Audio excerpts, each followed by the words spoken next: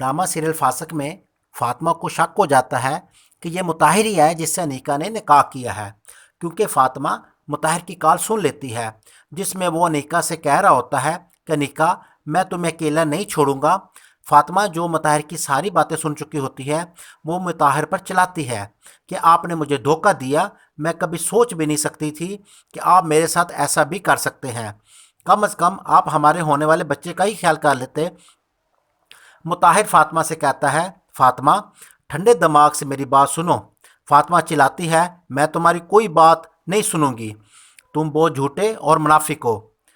तुमने मुझे धोखा दिया है, मेरी ज़िंदगी तबाह कर दी, और आपकी इस घटिया हरकत की वजह से मेरे ताया जान किसी को मुंह दिखाने के काबिल नहीं रहे।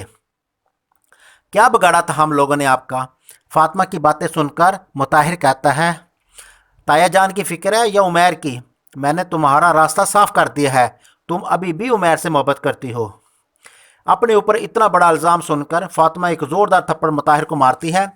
थप्पड़ पड़ते ही मुताहिर तैश में आ जाता है। वो फातिमा को पकड़कर ज़ोर से धक्का देता है। फातिमा दूर जा के गिर पड़ती है।